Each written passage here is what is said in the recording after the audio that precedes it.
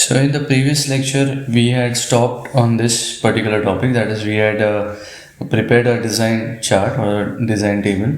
Now let us move ahead in working stress method. We will talk about something called as balance section. Now, see, these are the stress strain curves for concrete and steel. Now what happens is, let us say that I am increasing this load, okay, and just see this pointer here which is there for both stress and steel. Obviously, as I go on increasing the load, the stress is going to increase correspondingly in each concrete and steel. So just see what happens. When I'm increasing this load, the stress in concrete and stress in steel both are increasing together, and the maximum value that I can increase this load is up to the point where the stress in concrete and stress in steel both reach its limiting point. Correct? So this is the maximum I can increase my load up to. If I go beyond this, then the stresses in both steel and concrete will go beyond their limiting points, which is not permitted. Correct? Now, a section like this in which both the stresses in concrete and stress in steel reach its limiting value together. Okay, the word together is very important. A section in which both the stresses in steel and concrete reach their permitting limit or permissible limit together, such section is called as balanced section, and the neutral axis will be called as balanced neutral axis. Earlier we used to have this symbol, right? Now it will be called as balanced neutral axis. So it is a section in which the permissible stresses in steel and concrete both reach together for a given cross section and loading. Okay, now yeah, so here we have drawn this x balance, that is the balanced neutral axis. In my previous lecture, we had derived some design coefficients, if you remember. One of them was called as neutral axis coefficient. If you remember this neutral axis coefficient, correct? It is called as K. K is what? M sigma CBC upon sigma ST plus M sigma CBC. But if you remember, the diagram that I had used to derive that neutral axis coefficient was this particular diagram. Or you could even say this diagram also, it is fine. But this diagram is only specific for balance section. That is when both stress in concrete and stress in steel both have reached their limiting values. So this diagram which I had used in my previous derivation, that is only valid for a balance section, and hence this neutral axis coefficient can only be used to find balanced neutral axis. Okay, x balance is equal to k into d, where k is m sigma CBC upon sigma ST plus m sigma CBC. The moment of resistance for a balance section is found using the formulas that we had seen previously. Moment of resistance is equal to q bd square. So this formula is applicable for balance section only. Yeah, so this was about the balance section. What happens if we have the other type of section is under reinforced section. Now, under reinforced, the name itself suggests that I am not providing reinforcement more. That is, I have provided less reinforcement as than which was required for a balance section. Okay. So what I am essentially doing is that by providing lesser reinforcement as compared to a balance section, I am making my steel weak. I am making my steel weaker as compared to concrete. And since I have made my steel weaker, it is going to reach its permissible value first before the concrete reaches. Okay. So the definition says that it is a section in which the permissible stresses in steel reaches maximum first and the concrete does not reach its maximum stress. So let us see this. As I am increasing the loading here, you see that both stresses are increasing, but this time what happens that the stress in steel has reached its limiting value first, and stress in concrete did not reach its limiting value. It is somewhere, it is in between, and I will call it as sigma c. But I will have to stop the loading. I cannot load it more because my steel has already reached its permissible limit. Correct? So such type of section is called as under reinforced section, and in which my sigma CBC did not reach its value, sigma ST reached. So what will happen is the stress diagram will get a little bit modified, and you see this neutral axis, how it has moved upwards. So now XU is this, and this value is sigma C that we just saw previously, correct? And here it will be obviously sigma C by EC. So what can we actually say for under reinforced section is that when the neutral axis is less than my balanced neutral axis, I can say that such a section is called as under reinforced section, isn't it?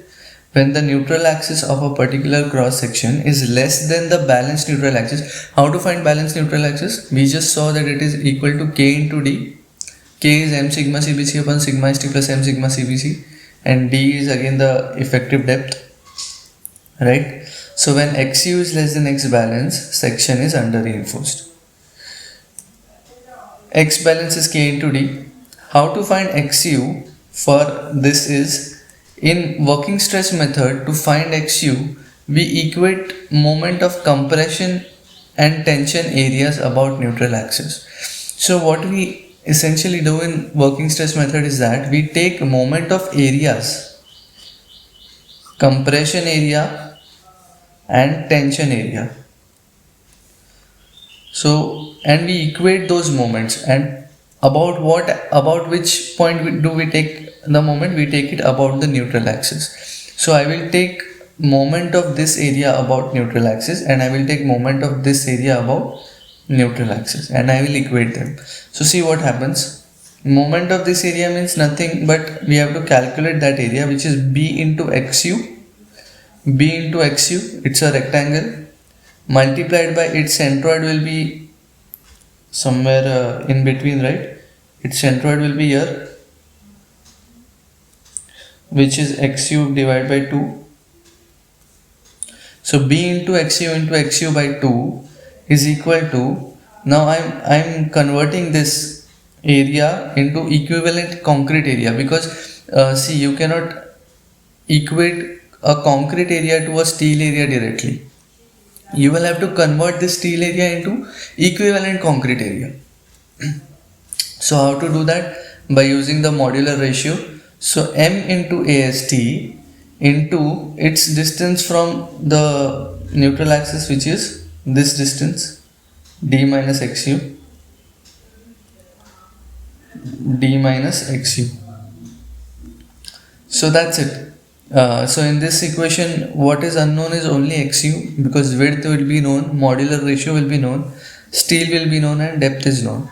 So XU is the only unknown. After finding XU, you can equate it, you can compare it with X balance, and you will be able to understand whether the section is under reinforced or not.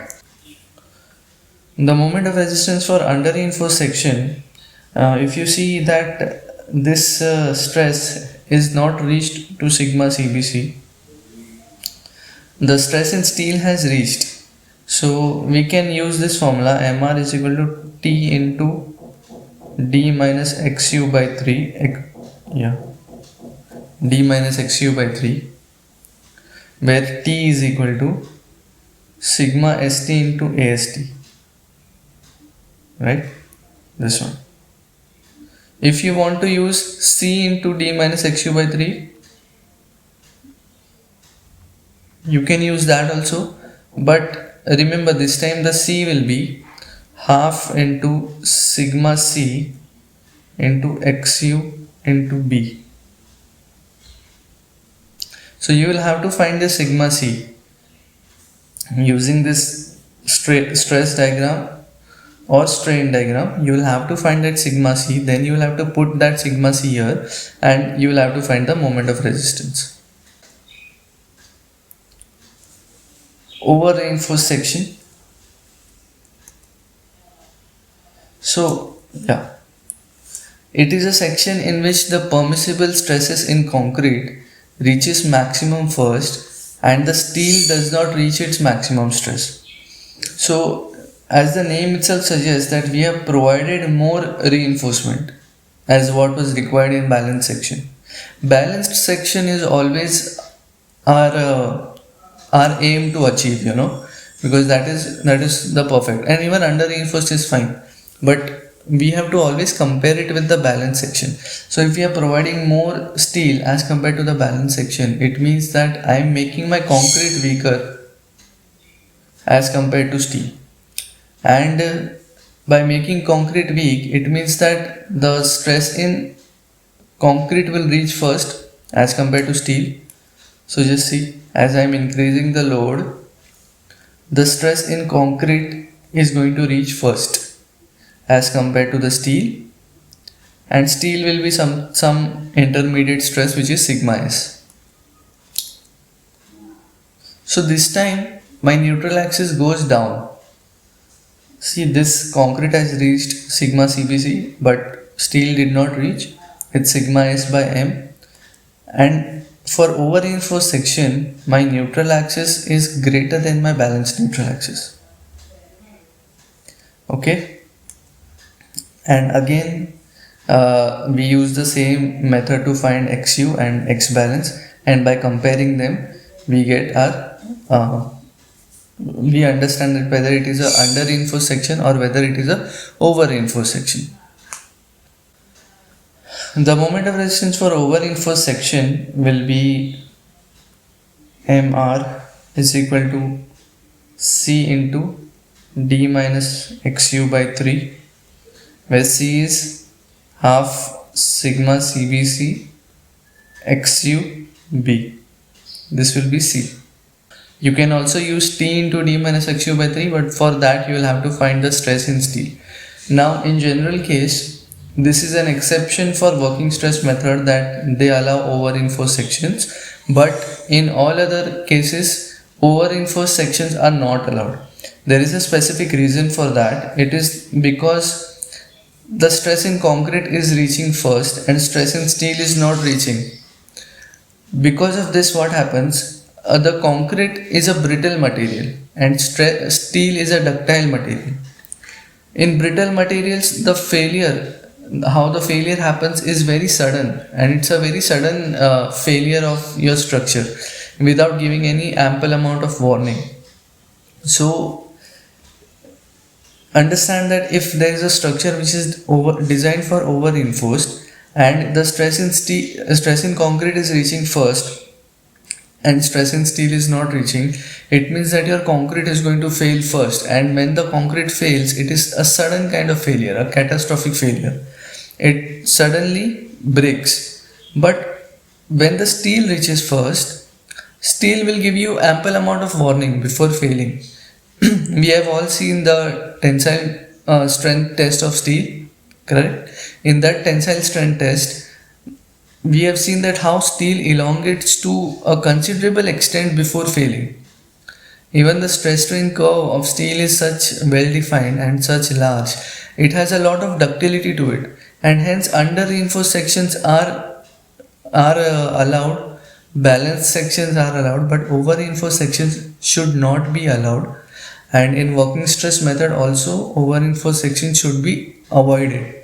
Instead, what you can do is that if over reinforced section is coming, we can design it for a balanced section. We can revise this steel in the over reinforced section. Since the steel is given in more quantity, we can design it as a balanced section and we can revise this steel, or we can reduce the depth or something like that. Some changes have to be done. But again, I'm saying in working stress method they allow this, but in other cases, that is limit state method and working stress method, limit state method and ultimate load method, over reinforced sections are not allowed. So in the next lecture we'll be starting with limit state method.